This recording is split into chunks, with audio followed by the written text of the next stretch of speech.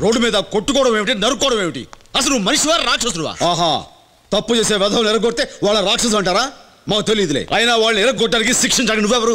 కోర్టులు లేవా, పోలీసులు లేరా? ఎందుకు లేరు? కానీ మా వాళ్ళని వెంటబడి నరికినప్పుడే పక్కన లేరు. అందుకే వాళ్ళ పని నేను చేశాను. చాలే సమర్థించుకున్నావు. నువ్వు అసలు ఏమాత్రం మారవు. చిచి, మారడం అంటే ఏమిట్రా? మా వాళ్ళని కళ్ళ ముందు నరికేస్తూనే చూస్తూ ఊరుకోవడమా? అదే నువ్వు కోరుకునే మార్పు అయితే నేను జీవితంలో మారను. నువ్వు మారుతావని ఆశ కూడా పోయింది. రోజు రోజుకి దిగజారిపోతున్నావు. అసలు నువ్వు నా తండ్రి అని చెప్పుకోవడమే సిగ్గుగా ఉంది. పెళ్ళయిన తర్వాత సిద్ధార్థ్ అంటే కాంట్రాక్టర్ వీరేంద్ర అల్లుడని చెప్పుకోవాలి కానీ కూలీ గోవిందరాజు కొడుకుని కాదు. ఇలాగే ప్రవర్తిస్తానంటే ఇక నీకు నాకు ఏ సంబంధం ఉండదు. నువ్వు రక్త సంబంధం తెంచుకుంటేనే ఈ పెళ్లి సంబంధం కుదురుతుంది. ఏంటి మాట్లాడవు? నాకు నీ సమాధానం కావాలి. నువ్వు మారుతావా మారవా? మారను. అయితే నేను నీతో ఉండను. నాకు కావాల్సింది కూడా అదే.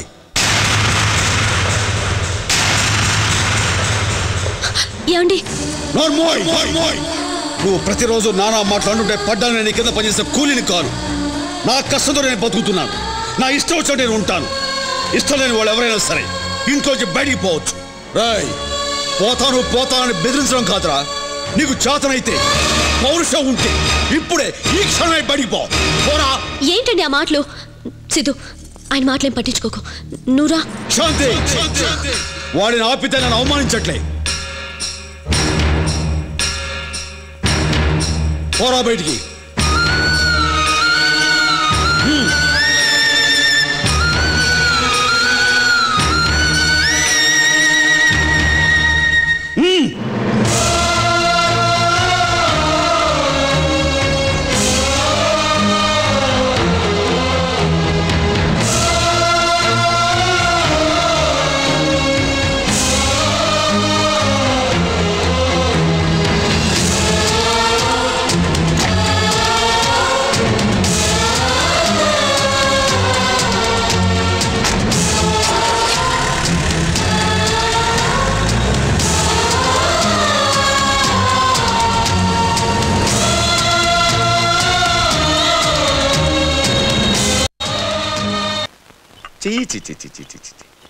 మీ నాన్న మొండోడు బండోడు అనుకున్నాను కానీ కన్న కొడుకుని బయటికి గంటేస్తే కసాయవాడు అనుకోలేదయ్యా. మా నాన్న ఇలా ఎందుకు బిహేవ్ చేస్తాడో ఏంటో నాకు ఇప్పటికీ అర్థం కావట్లేదు. అబ్బాబా, ఆడు చేసే పనులకు ఎప్పుడూ అర్థం ఉండదు. చిన్నప్పుడు ఒకసారి మాస్టర్ గుంజీలు తీయించాడని రాయితో ఆయన బుర్ర బద్దలు కొట్టాడు. వాడిని సేవ్ చేయడానికి ఆ నెల నా మీద వేసుకున్నాను. ఫ్రెండ్ కదా సరే, అలాంటి చిన్నప్పటి ఫ్రెండ్ నాకు వియంకడ్ అవుతున్నాడని ఎంత హ్యాపీ ఫీల్ అయ్యాను తెలుసా? ఏమే నాతో ఇప్పుడు చెప్పారండి? ఇదొక పిచ్చి మొగం, మతి మరపు ఎక్కువ. దాన్ని వదిలే. అంతెందుకు, ఒకసారి ఈ తాగుడు వాగుడు మానేయమన్నాను, నన్నే కొట్టుపోయాడు. నేను ఎన్నోసార్లు చెప్పి చూశాను, నా మాట వినడు. బండోడు వినడు. మర్చిపో అంటే జరిగింది మర్చిపోవని. ఏం లేదు బాబు, అన్నీ సవ్యంగా జరిగితే వచ్చే 14న బ్రహ్మాండంగా ఫంక్షన్ పెడదామనుకున్నాను. సర్లే, ఇప్పుడు ఆయన మనసు మార్చుకున్న తర్వాతే పెట్టుకుందాం. నువ్వు ఒప్పుకుంటే వెంటనే పెట్టేస్తాను కానీ వద్దులే. ఎందుకు ఇలా ఉన్నప్పుడు ఎందుకు? మంచి ముహూర్తం అది చూశాను. మీ ఇష్టం. థ్యాంక్ యూ బాబు. కూతురు నాకు అసలు ఎప్పుడు చెప్పావు నువ్వు? అలాగే మొగుడు అబద్ధం చెప్తే సపోర్ట్ చేయొచ్చు. అది ముందే చెప్పాడు లాయరు. రాసింది చాలు. 14th ఎంగేజ్మెంట్ ఫిక్స్ చేసాయి. అది ఏమో ఓకేనా? Thank you daddy.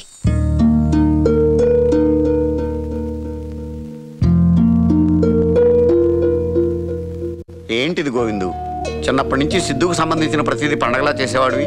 ఇప్పుడు ఆడికి నిశ్చితార్థం జరుగుతుంటే మాట్లాడకుండా కూర్చున్నావేంటి? అవ్వనా, నువ్వు చేసింది మాకేం నచ్చలే. మాట్లాడు గోవిందు. ఏమండి, మీ చేతుల మీదుగా జరగాల్సిన నిశ్చితార్థం మీరు లేకుండా జరుగుతుంది. నేను లేకపోతేనే జరుగుతుంది. నిశ్చితార్థంలోనే కాదు, వాడి జీవితంలో కూడా నేను ఉండకూడదు. ఏమైందండి? నీకు నీ కొడుకు ఏ సంబంధం ఉండకూడదు. రక్త సంబంధం తెచ్చుకోవాలి. పెళ్ళైన తర్వాత సిద్ధార్థ్ అంటే కాంట్రాక్టర్ వీరేంద్ర గారు అల్లుడని చెప్పుకోవాలి. నువ్వు రక్త సంబంధం తెంచుకుంటేనే ఈ పెళ్లి సంబంధం.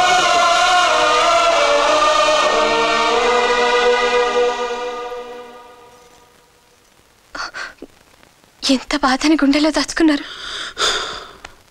ఏమండి, మనం కూడా నిశ్చితార్థానికి వెళ్దామండి.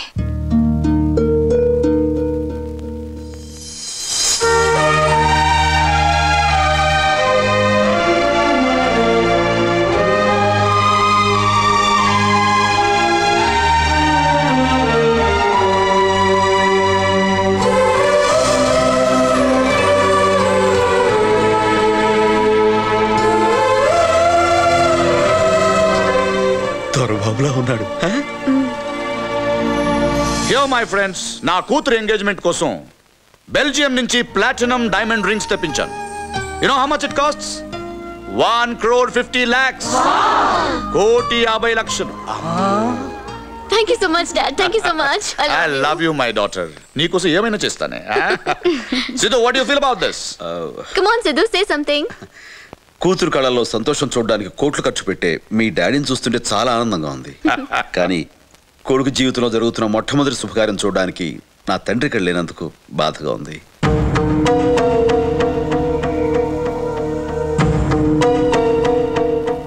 కమ్ ఆన్ సిద్ధు, లేని వాళ్ళ గురించి ఎందుకు మాట్లాడడం? Forget it.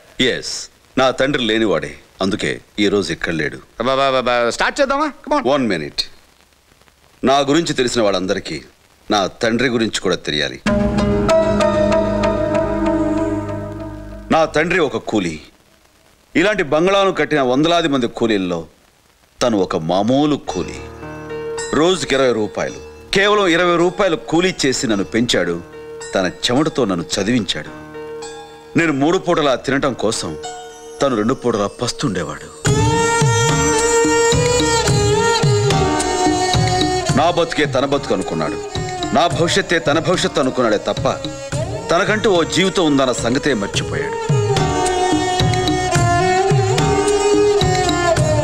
తండ్రి మాట కోసం 14 సంవత్సరాలు వనవాసం చేసిన కొడుకు గురించి మీకు తెలిస్తే, కొడుకు సంతోషం కోసం తన జీవితాన్ని త్యాగం చేసిన తండ్రి గురించి నాకు తెలుసు.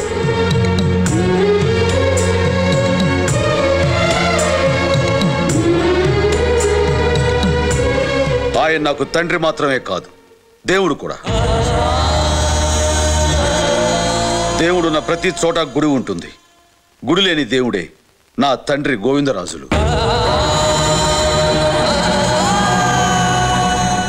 సిద్ధు, ఇట్స్ ఓకే, అందరూ వెయిట్ చేస్తున్నారు. ముందు ఇది కానిచ్చేస్తే. ష్యూర్.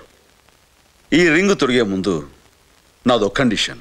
ఏంటది? నువ్వు మీ నాన్న నుంచి విడిపోవాలి. లైఫ్లో మళ్ళీ ఎప్పుడూ కలవకూడదు, కనీసం చూడకూడదు. వాట్? సిద్ధు, ఏమైంది? Have you gone mad? నీకేమైనా మతిపోయిందా? విడిపోవాలి అని అన్నందుకే నీకంత కోపం వచ్చింది. మరి నా తండ్రి నుంచి నన్ను విడదీసినందుకు నాకెంత కోపం రావాలి? ఈ పెళ్లి జరగాలంటే మేము శాశ్వతంగా విడిపోవాలని మీ నాన్న కండిషన్ పెట్టాడు. కండిషన్లతో కాంట్రాక్టులు చేస్తారేమో కానీ కాపురాలు చేయలేరు. వీరేంద్ర గారు, కూతుర్ని అత్తవారింటికి పంపించడం సాంప్రదాయం. అల్లుడిని ఇల్లరికం తెచ్చుకోవాలనుకోవడం స్వార్థం. దేవుడు లాంటి మా నాన్న ఈ రోజు దిక్కులేని వాళ్ళ ఆ మూల ఉండటానికి కారణం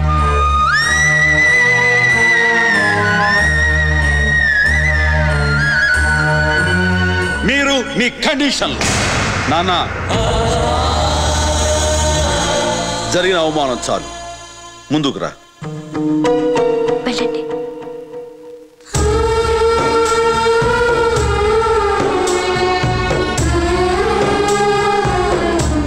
అరే సిద్ధు, ఏంట్రా ఇది? ఇక్కడ దాకొచ్చే శుభకార్యాన్ని కాదు నాన్న. శుభం కోరేవాడు చేస్తేనే అది శుభకార్యం అవుతుంది. అతను కోరుకుంటుంది మన శుభం కాదు, అందుకే ఇది జరగదు. అలా అనకరా నా మాట. అంటే నువ్వు నన్ను ప్రేమించడం లేదా? ప్రేమిస్తున్నాను. నాకు నువ్వు కావాలి, నీ ప్రేమ కావాలి. కానీ ఇద్దరిలో ఎవరు ముఖ్యం అంటే నాకు నా తండ్రే ముఖ్యం అంటాను.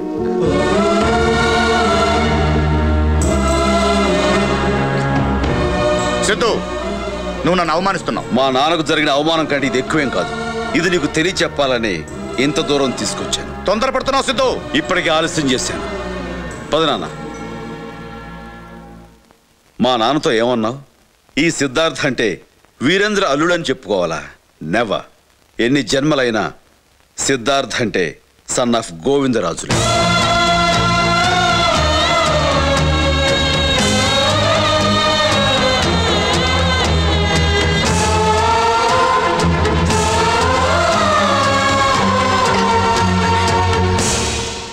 ఇదే పాప.